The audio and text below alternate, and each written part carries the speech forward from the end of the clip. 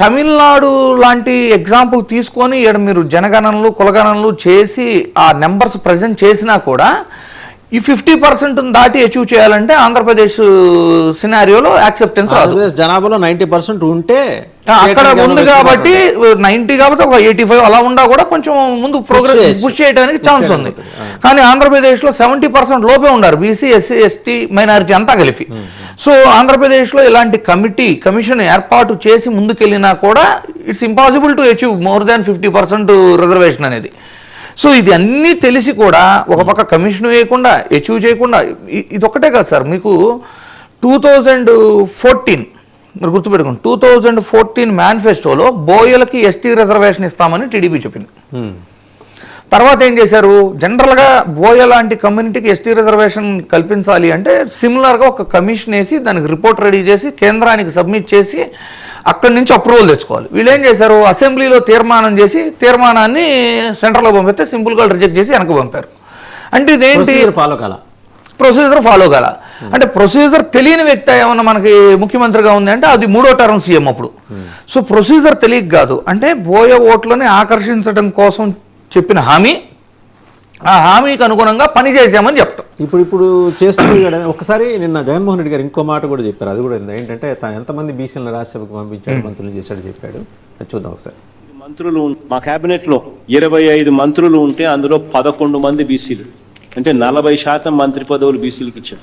SC ST BC minority కాపు ఈ 5 మందికి ఈ సామాజిక వర్గాలకు డిప్యూటీ సీఎం పదవులు మేము ఇస్తే ఇందులో 2 డిప్యూటీ సీఎం పదవులు బీసీ అండ్ మైనారిటీ, 2 డిప్యూటీ పదవులు 2 డిప్యూటీ సీఎం పదవులు బీసీలకి ఇచ్చారు. వైఎస్ఆర్సీపీ ప్రభుత్వం వచ్చిన తర్వాత రాష్ట్ర కోటాలో భర్తీ అయిన 11 రాజ్యసభ సీట్లకు 4 బీసీలను పంపించింది ఎవరైనా అంటే అది జగన్. అంటే దాదాపు 36% ప్రాతినిధ్యం. అదే చంద్రబాబు నాయుడు గారు 2014 నుంచి 19 ఆయన ప్రీవియస్ రెజ్యూమ్ ఒకసారి గమనిస్తే ఒక్కరిని పంపించలే రాజ్యసభకు బీసీలో. మేము 4 పంపించాం, 11 మందిలో 4. 25 లోక్సభ సీట్లలో 11 బీసీలకే ఇచ్చాం, అంటే 44% బీసీలకే ఇచ్చాం.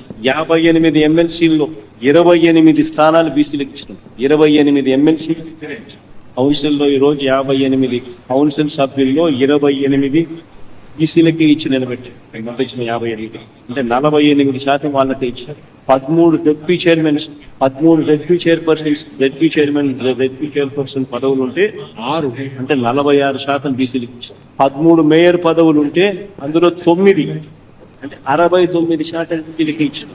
636 ఎంపీపీ స్థానాలు మండల్ ప్రజా పరిషత్ 239, అంటే 38% బీసీలకే ఇచ్చారు. మున్సిపల్ చైర్పర్సన్స్ 84లో 44, అంటే 53% బీసీలకే ఇచ్చారు. 639 జడ్పీ స్థానాల్లో 227, అంటే 36% బీసీలకే ఇచ్చారు. 8239 ఎంపీటీసీ స్థానాలకు 3361, అంటే 41% మంది మొత్తానికి బీసీ లెక్కంతా చెప్పుకుంటూ వచ్చారు.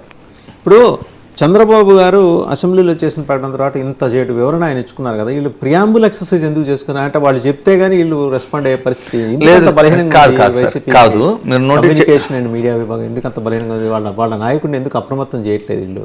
కాదు, మీరు ఒకటి నోటీస్ చేశారు లేదో, ఎప్పుడైతే చంద్రబాబు గారు 34% రిజర్వేషన్ అనేది మాట్లాడారో ఇమ్మీడియట్లుగా వైఎస్ఆర్సీపీలో ఎక్స్ ఎమ్మెల్యేలు ఎమ్మెల్సీలు వాళ్ళందరూ కూడా బీసీల తరపున బీసీలకు ఇంత న్యాయం చేశారని చెప్పారు, మాట్లాడారు మీడియా రూపంగా.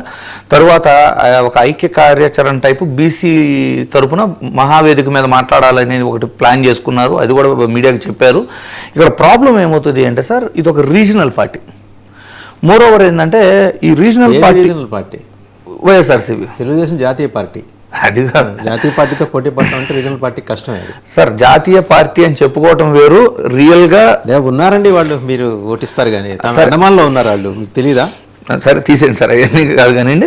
నేనేమంటా అంటే రీజనల్ పార్టీ అవటము, ఇది స్థాపించి 10 సంవత్సరాలు అవటము, చిన్న గ్యాప్ నేను ఎక్స్ప్లెయిన్ చేయాలనుకుంటున్నాను. ఏంటంటే ఇప్పుడు టీడీపీ ఉంది, ఒక 40 ఏళ్ళు 30 ఏళ్ళ ప్రస్థానంలో కొంతమంది సీనియర్ లీడర్లు సేమ్ కాన్స్టిట్యున్సీ నుంచి 30 సంవత్సరాలుగా కంటెస్ట్ చేయటము, పలుమార్లు మంత్రి పదవి చేయటం వల్ల వాళ్ళకి ఒక బేస్ ఉంటుంది, అంటే వాళ్ళు మాట్లాడితే వ్యూవర్షిప్ ఉంటుంది.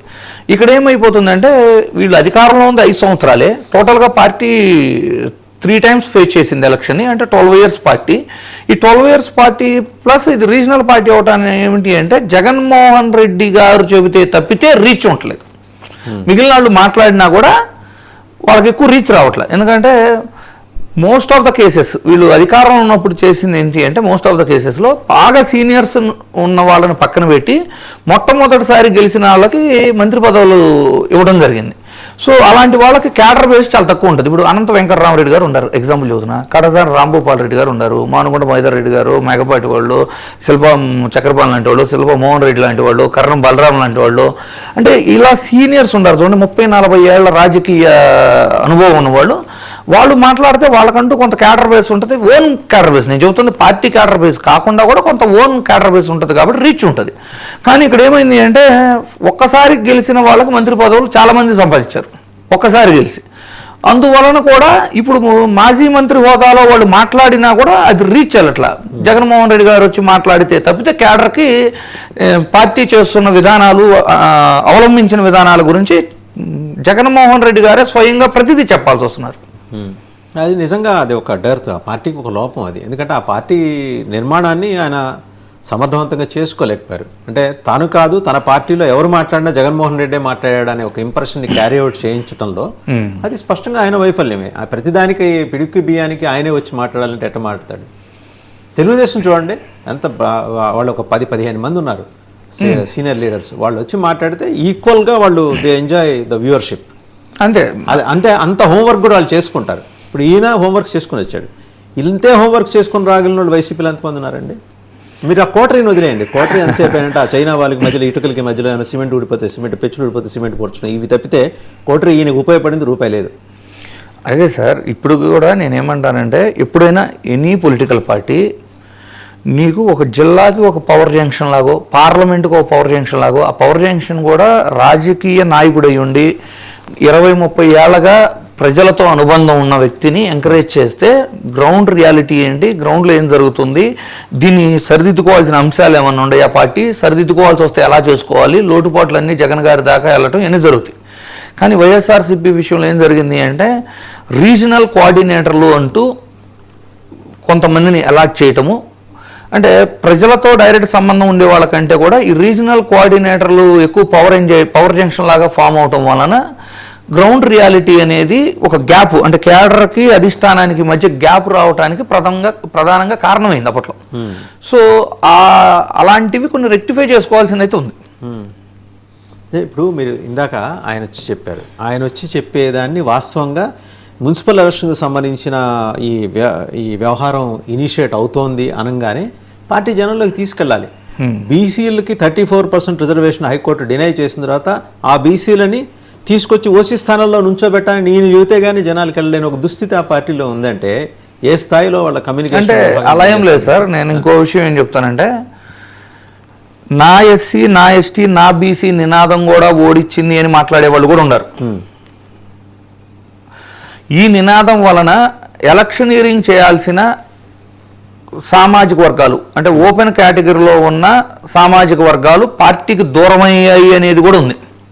నిజమేగా. అంటే ఇవన్నీ జరిగినాయి అంటే ఆల్రెడీ ప్రజల్లోకి బీసీలకి ప్రాముఖ్యత జగన్ గారు ఇచ్చారు అనేది ప్రజల్లోకి వెళ్తేనే ఈ వర్గాలు అసంతృప్తితో ఎలక్షన్ వదిలేశాయి అనేది ఇది కరెక్ట్ అయితే ఇది కూడా కరెక్టే. సో ప్రజల్లోకి వెళ్ళలేదు అనేది అవాస్తవం సార్. మళ్ళీ వాళ్ళు వాడుకోవాలని చూస్తున్నారు టీడీపీ వాళ్ళు, కాబట్టి వీళ్ళు చేసింది ఎంత, వీళ్ళు ఎంతవరకు న్యాయం చేశారు బీసీలకి అనేది మరలా ఒకసారి గుర్తు చేస్తున్నారు. కానీ ఎలక్షన్ టైంలో కూడా నా ఎస్సీ, నా ఎస్టీ, నా బీసీలకి ఎక్కువ ప్రాధాన్యత ఇవ్వటం వల్లనే ఓపెన్ కేటగిరీకి సంబంధించిన స్థానిక నాయకులు ఎలక్షన్ వదిలేశారు, అందువల్లనే ఓటమి సవి చూసాము అనేది కూడా ఒక అనాలిసిస్.